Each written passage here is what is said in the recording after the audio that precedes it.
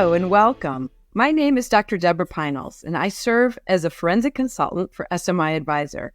Additionally, I am the director of the program in psychiatry, law, and ethics, and an adjunct clinical professor of psychiatry at the University of Michigan Medical School.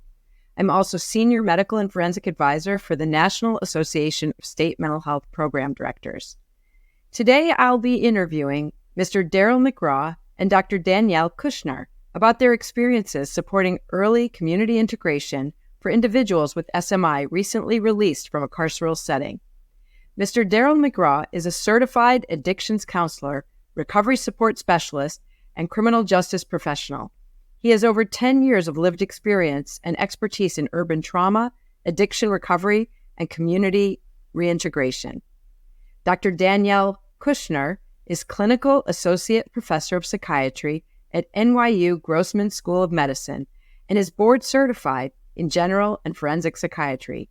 She is currently assistant chief of mental health at H&H Correctional Health Services in New York City and associate program director for the NYU Forensic Psychiatry Fellowship. Both of these professionals are people that I've worked with, and I'm really excited to be able to have this conversation with them today. Your experiences and insights around supporting early community integration for individuals with SMI are so valuable. Early integration into the community is a complex but important process.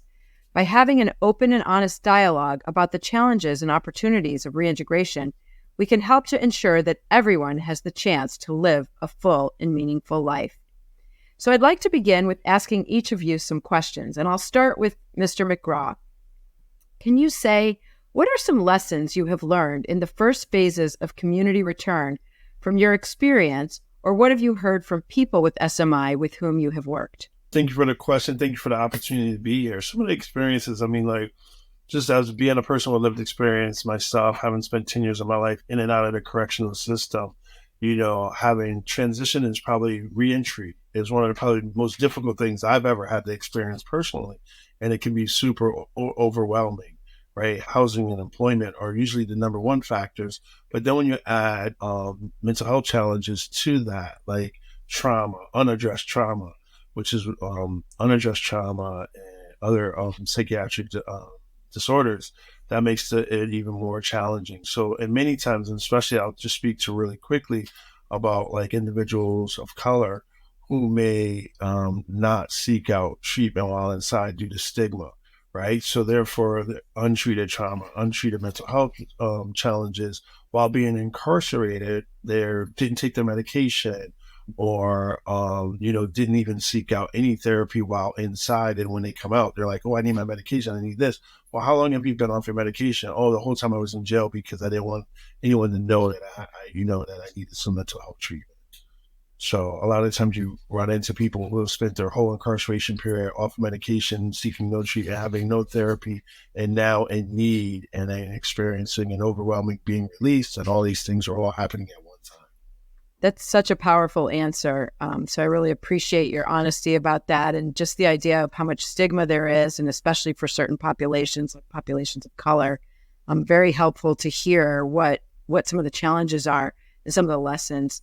How about you, Dr. Kushner? What are some of the lessons you've learned about the first phases of community return? Thank you, Dr. Pinals. I primarily work in the intake facilities at our jail system in New York City.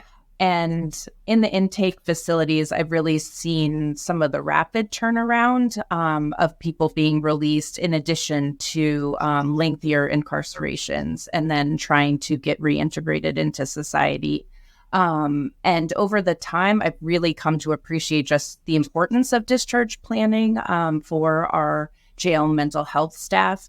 I think we really focus on we're giving the best treatment and trying to encourage people to get medications and therapy and support while they're incarcerated. And then, people don't really focus on the outpatient care, but I've really come to see how important that is and how much emphasis needs to be placed for the people, especially with serious mental illness, and how important the transition is to link them up with services, both to minimize reincarceration and to also help them stay out of the hospital when they are released. Recently, we've been seeing some challenges with higher amounts of people with serious mental illness being incarcerated and coming in and out of the system. And we really have to keep a close eye on these people with serious mental illness, even people on Carceral who are released and require that really high level of intense outpatient treatment, even to the point of referring them to a hospital upon release to help that transition. In jail, people can unexpectedly get released, so we really just have to closely monitor them and to give them the most care that we can. Yeah, thank you for that. And, it is true with the jail turnover, you don't always know when someone's going to be released. It becomes particularly challenging, a little bit different than prison, where you have planning opportunities, and both present their own challenges, obviously. So I'm going to stick with you, Dr. Kushner, for this next question as the first person to respond. If you could give advice to others in your shoes, in your role, what would you tell them could be helpful in preparing for the first phases of being in the community after release? Yeah, the first thing that I really would emphasize to all providers in the system and also to patients that I'm working with is really to follow with treatment while you are incarcerated. I know we talked about some of the stigmas that there is with medications and with showing that you're checking in with even the clinical and therapy check-ins, but that really helps provide the support and helps with that good mental state when you are transitioning and linking you up to services. Not everybody needs medication, but for the people with serious mental illness, I really encourage to stay as compliant as they can and transition to long-acting injectables as much as possible, because that really does keep the stability as they transition to programs, whether they're court mandated or just of their own volition when they are released, as that will then help avoid hospitalization and help avoid arrest. So just continue to work with your treatment teams, both in jail and in the community. Okay, and now I'm going to turn to you, Mr. McGraw, for the same question. If you could advise others in your shoes, what advice would you tell them could be helpful in preparing for the first phases of being in the community after release? I like to think of community, systems, and individuals. It's a three-legged stool, right? The community has its role, the system has its role, and the individual has their role in making for successful reentry, especially with anybody with SMI. Where we see like the gaps happen is that community connection between the system and the community, those always don't align, so that people fall through the gaps, right? So being released from prison and not being prepared or having that warm handoff, if you will, to a community provider saying this person needs this medication, those links tend to fail, right? So an individual doesn't get connected to an organization, they miss their meds, they don't necessarily seek out, like even if you gave them the address to go there, maybe they're not capable of, meeting that provider for whatever the reason. I think that, that like when I talk about the three-legged stool, the CSI model, if the community is not prepared for the individual, that individual has a likelihood of failing and returning back into incarceration. If the system fails, prepare that person or link to the community provider. There's another way that individual could end up back in prison. And then again, of course, with the individual, for whatever reason, fails to link with their community provider. So when all three legs or when all systems are working together, the successful opportunity for successful entry works. We see so many people get released without, connected to the provider, connected to community services. People get released every day. As we sit on this call right now, somebody's being released without their medication, without being connected to services. And so how I think that for us, as me, especially an advocate in the community, we need better communication with who's being released, when they're being released, and what medications they're going to need, and how do we make sure that connection is seamless. Yeah, thanks for that. I mean, it just shows the fragility of everything. You need that three-legged stool to work together, each part of it to work together. And I think I really love that mnemonic. I'm going to remember that. Mr. McGraw, what are some of the hardest and most rewarding parts of supporting people who are coming out of carceral settings? I know it's both, incredibly rewarding when you still work, and there's so many challenges that can come up. So what would you describe as some of your most difficult and most rewarding parts of the work? I think the hardest part is making sure that the person gets what they need, right? If we're thinking person-centered, and sometimes as individuals, maybe hard for them to articulate what they need. So really just connecting with them, with a person with lived experience at first. I think like somebody that can relate to that is not always, for me, it's always connecting people with people who have had that experience of incarceration like myself, right? I'm a huge advocate in reference to connecting people with lived experience. So making sure that they connect with those people so we can guide them and show them where services are. This is where the mental health facilities are. This is where I go. This is my experience.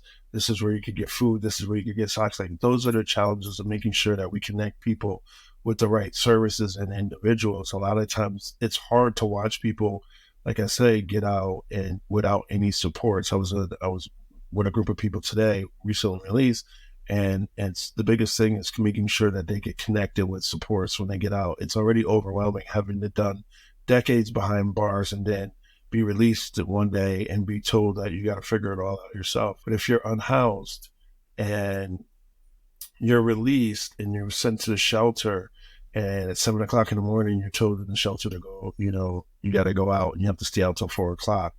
And then you can return, after being released from prison where everything was set out. There was a set schedule, institutionalized. You know that chow is at this time, this is at that time. My meds are at this time. And then all of a sudden you have to figure out that or navigate that world by yourself can be super overwhelming. And I think that that's the biggest challenge, just really not having those supports set up for individuals, especially individuals that suffer from SMI. Thank you for that. Dr. Kushner, what would you say are your hardest and most rewarding parts of supporting people in these contexts? In my direct role, I don't necessarily get to witness the success in the community, given that I am primarily working right now in the intake facilities. But the part that I notice is if people don't come back at all, but if they do come back, just seeing individuals that are actually more stable than the last time I saw them a year or longer ago, knowing that they need medications, knowing that they need to follow up and check in with mental health.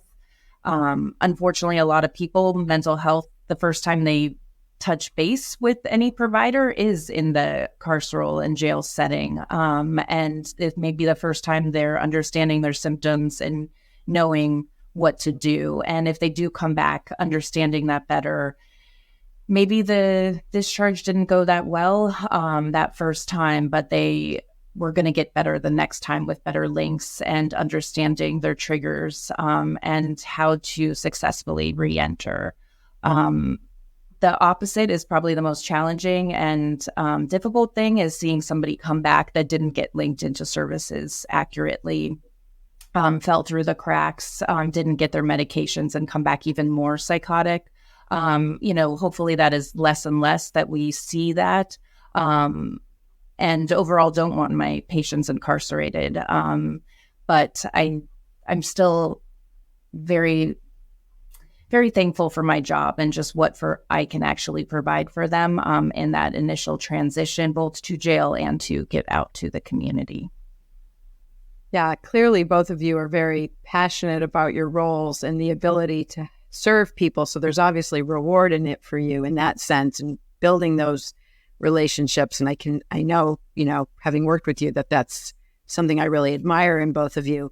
So I just want to ask you, this is such a great opportunity to have a psychiatrist and a peer, person with lived experience, speak to each other. But very often we don't speak to each other. So I would like to hear from each of you. What would you tell other people with lived experience or psychiatrists about your role? So for example, Mr. McGraw, what would you want to say to the psychiatrists about you and your role? And then Dr. Kushner, I'll ask you the same. What would you want to say to the people with lived experience who are supporting people so that we can cross-communicate better? So Mr. McGraw, you get to go first. Well, my colleagues, I would like to say we always talk about evidence-based practices, right? And I feel like humans, we are the best evidence-based practice, right? We are the experts on ourselves. And a lot of times in those of us that, have transitioned successfully, we know what works and what doesn't work. And a lot of times people, especially especially in my community, people try to come in and fix things without asking the right questions. Like, hey, how can we support these individuals better? Sometimes like I could bring like Dr. Kushner and we work together, then I can introduce my people to Dr. Kushner, and then we are building this bridge, right? But a lot of times this work is done in silos. I'm doing my work and I'm really trying to do my due diligence in the mentoring and trying to help people transition the best way I can with just basic needs. Whereas some of their stuff that they may need comes from more of a medical model and they need those services. So we don't necessarily have that connection all the time where I can make this connect, right? And so us working together, there's that stool is standing strong. The individual has a better chance of success when the communities and the systems work together. And I think that's the biggest, for me, that's the pie in the sky dream, is when we work together and we really understand each other, because I also need our physicians and people who provide services to understand the communities and understand why there may be some mistrust or a disconnect, if you will, and with the systems, and why people don't maybe seek out services. I'll be remiss not to mention, many of our people tend to self-medicate, so they find other substances to handle, to deal with the voices and so on and so forth, which may exacerbate their symptoms even more. Yeah, very, very helpful. Dr. Kushner, what would you say to people with lived experience about the role of the psychiatrist and what you would want them to know about you and your work? The most important thing I feel to tell you and other peers and mental health professionals is that psychiatrists are really wanting to be part of the team and really help support the overall person, both their overall sense of health and their transition in the community and well-being. I think psychiatrists are kind of put in a silo, just like you're saying, about medications and medical treatment, and we just see the patient as a diagnosis, but really we see them as a full person. And that doesn't come across as much with particular providers, but that really is my role and how I see myself with the patient. And medications is just one piece of the puzzle that we encourage together with everything. And we want to work together with you guys and every mental health discipline to help transition them to their better self and be productive and get back to their lives. Yeah, you're both so inspiring. The work is a daily grind and a daily reward in a way, and you have to keep hope going. And I really want to thank you for sharing your experiences and knowledge around supporting early community integration. I think the tactics you shared, including telling each other about yourselves and your roles and de-siloing some of the work, as well as continuing to foster that strength between the community, the system, and the individual, and bring those together, are really important lessons learned. And that I think these ideas will really benefit practitioners of all levels who are working in correctional settings and then working in settings where they're receiving people who have come out of correctional settings. So I want to thank you very much for your time and for your ongoing efforts.